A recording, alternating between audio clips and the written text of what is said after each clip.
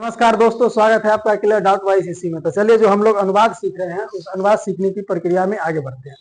आज हम लोग वैसे वाक्यों का अनुवाद सीखेंगे जो लंग लकार का वाक्य होगा। लंग लकार का वाक्य कहने का मतलब हुआ कि जो भूतकाल के वाक्य होंगे उस भूतकाल के वाक्यों का हम लोग अनुवाद बनाना सीखेंगे। ठीक है, तो चलिए हम लोग देख लेते हैं। सबसे पहले लंग लकार कहते किसको? हम लोग क्या देख चुके हैं? हम लोग देख चुके हैं लट लकार के वाक्यों का अनुवाद किस तरह से बनाते हैं।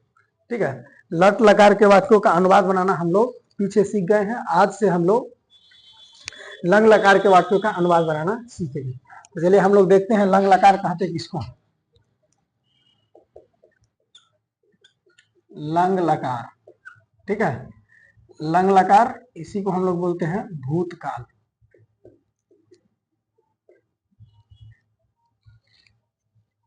भूतकाल के वाक्यों को हम लोग पहचानते कैसे हैं? ठीक है, सामान्य रूप से आप जानते हैं कि भूतकाल के वाक्य के लास्ट में क्या मिलेगा? था, थे, थी, या, ये। बस वही बात है। जिस हिंदी वाक्य क्रिया के अंत में या जिस हिंदी वाक्य के अंत में आपको था, थे, थी, या, ये, दिख जाए, उस हिंदी वाक्य का अनुवाद हम लोग समझते हैं कि उस हिंदी वाक्य का अनुवाद हमको किससे बनाना पड़ेगा? हमको बनाना पड़ेगा लंग लकार से। अर्थात हम लोग कहें तो जिस हिंदी वाक्यों के अंत में था, थे, थी, या, ये, ई आदि लगा रहे उस हिंदी वाक्यों को लंग लकार में समझा जाता है। ठीक है, हम लोग देख लेते हैं कि लंग लकार के वाक्य जैसे अगर हम लोग कहें, बात करें, जैसे देखिए, मान लीजिए यहां लिखा हुआ है कि वह पढ़ता था, मैं घर गया, वे सब खेलते थे। ठीक है, या दिख जाए, हम दोनों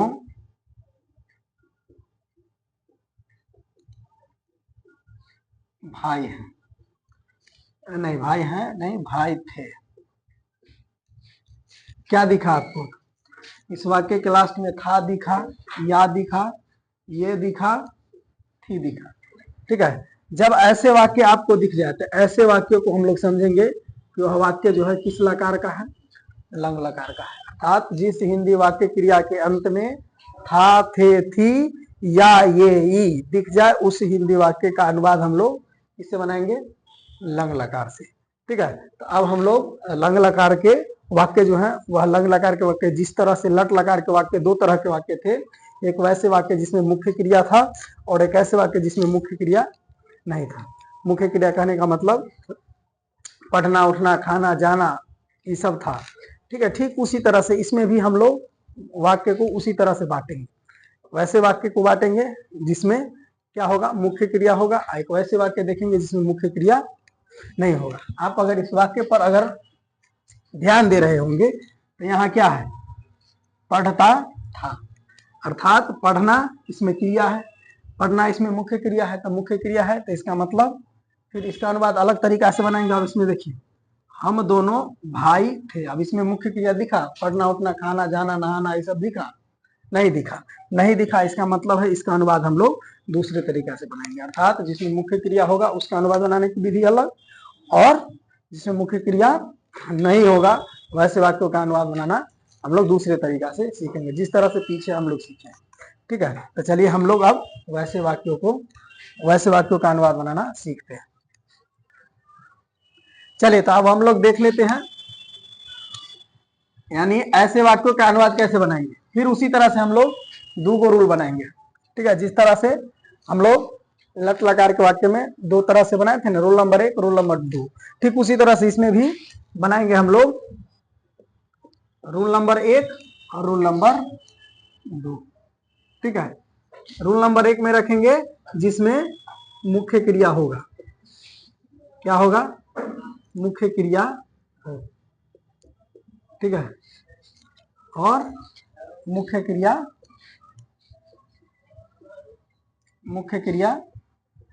नहीं।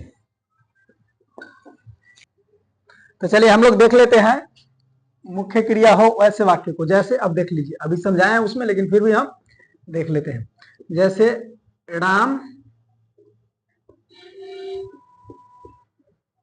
राम खेलता था, वे सब घूमते थे, मैं गया। अब इसमें आपको क्या दिख रहा है? आप दिख रहा है खेलना, घूमना और जाना, ये सब दिख रहा है। इसका मतलब इसमें कौन क्रिया है?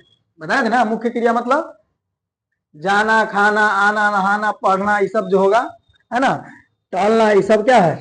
मुख्य क्रिया। तो यहाँ क्या है? मुख्य क्रिया। ठीक, तो इसमें मुख्य क्रिया। और इसमें देख लेते हैं, इसमें देखिए, जैसे वह लड़की थी। ठीक है, मैं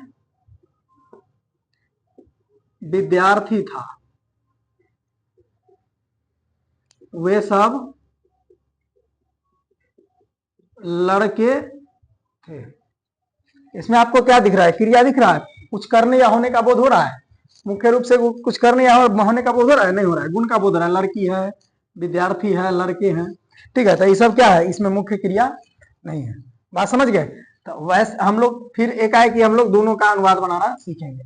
सबसे पहले सीखेंगे वैसे वाक्यों का अनुवाद बनाना जिसमें मुख्य क्रिया हो, फिर उसी तरह से वैसे वाक्यों का अनुवाद बनाना जिसमें मुख्य क्रिया नहीं है।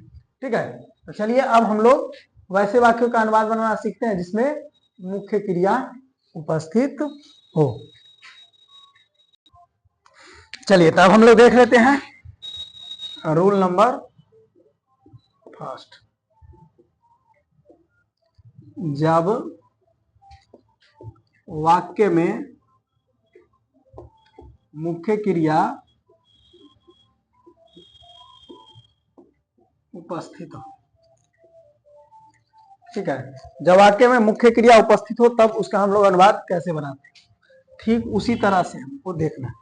यहाँ ध्यान दीजिए, जिस तरह से हम लोग वर्तमान काल वाला में रूल नंबर 1 बनाए थे, ठीक उसी तरह से हम लोग इसको भी बांटे। ठीक है, जैसे देख लीजिए, जिस तरह से उसमें लिखते थे हम लोग, क्या लिखते थे? लिखते थे पुरुष,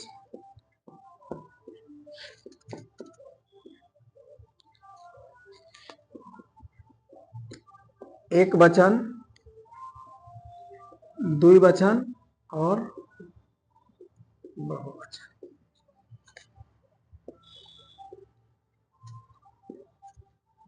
ठीक है,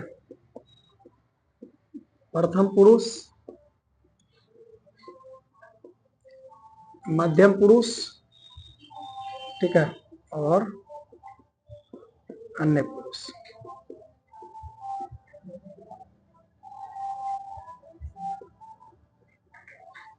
ठीक है, तो देख लीजिए,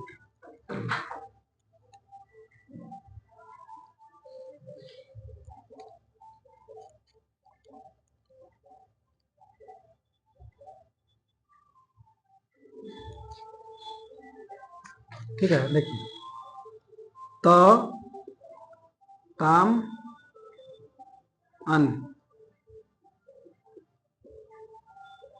अह, तम, त, अम, आव, आम। ठीक है, जिस तरह से वहां पर हम लोग प्रयोग करते थे ती, तह, अंति, नहीं, ठीक उसके जगह पर हमको क्या लगाना है? तो, ताम, अन लगाना है। क्या लगाना है? तो, ताम, अन। ठीक है, अह, तम, त, अम, आव, आम। जैसे देख लीजिए, जैसे रहे कि मोहन पढ़ता था।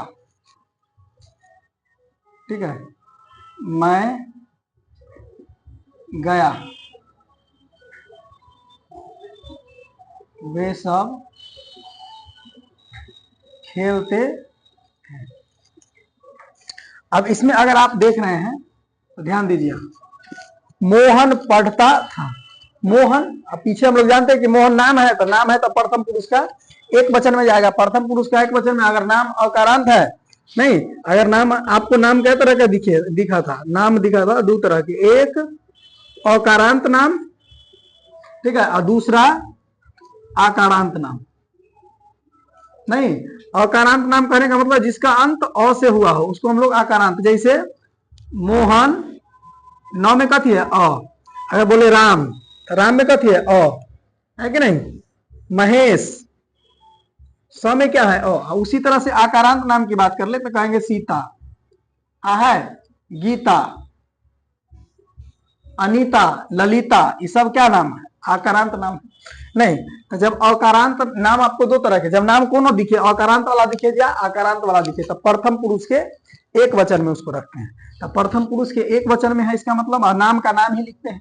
अगर अकारांत नाम रहता है तो उस पर हम लोग विसर्ग लगाते हैं।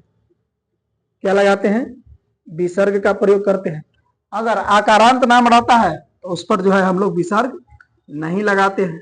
ठीक है, जब आकारांत नाम रहे तो उस पर विसर्ग का प्रयोग नहीं करना है, जब अकारांत रहे तो उस पर हमको विसर्ग का प्रयोग करना है। ठीक है, तो देखिए यहाँ मोहन पढ़ता था, क्या लिखा हुआ है, मोहन पढ़ता था। तो मोहन नाम है तो नाम का क्या लिखेंगे, नाम ही लिखेंगे, मोहना। ठीक है, पढ़ना का आप लोग जानबे करते हैं, क्या जानते हैं कि पढ़ना का होता है पठ, क्या देता है, पठ होता है। अब इधर ध्यान दीजिए, इनमें एक एक्स्ट्रा काम करना है। वहां तो हम लोग सोचे क्या करते थे, इसके अनुसार क्या लगा देते थे, तो लगा देते थे, नहीं ती तो अंति रहता था तो ती लगा देते थे, नहीं उसके अनुसार, अगर उसके अनुसार बनाएंगे तो डायरेक्ट हम उसको क्या लगाएंगे, तो लगा देंगे, काम हो जाएगा। लेकिन यहाँ पर ध्यान देना, यहाँ पर क्या विशेष रूप से ध्यान देना है। ठीक है, जब भी, ठीक है, जब भी आपको जो है शब्द क्या दिखे, इधर ध्यान दीजिए, जब भी शब्द आपको पठ दिखे या कुछ दिखे, कोई पढ़ना, जाना, खाना, आना, आना में ध्यान देना है विशेष रूप से। जिसमें पहले से आ लगा होगा उस पर बात नहीं कर रहे हैं, जिसमें पहले से आ नहीं लगा होगा वैसे वाक्यों में आगे से हम लोग क्या जोड़ते हैं, अ जोड़ते हैं। क्या जोड़ते हैं, अ। जैसे यहाँ अगर पढ़ना है तो पठ के आगे क्या लगाना है, अ लगाना है, तो क्या हो जाएगा, अपठ। इसको क्या लिखेंगे, तो उसी तरह से जाना रहता, तो जाना का गच्छ लिखते हैं, आगे अ लगा देते। ठीक है, तो अगच्छ, फिर पीछे जिसके अनुसार जो लगता है उसको लगा देते। ठीक है, अगर मान लीजिए पहले से रहता आना है तो आना का आगच्छ होता है, तो अब यहाँ पर आ या अ नहीं लगाएंगे। बात समझ रहे हैं, कहने का मतलब यह हुआ कि यदि किसी वाक्य में पहले से अ मिल जाए, क्या मिल जाए, यदि किसी क्रिया वाला में, यदि किसी क्रिया में आपको पहले से अ मिल जाए तो उसमें आगे से अ नहीं जोड़ना है। जब पहले से अ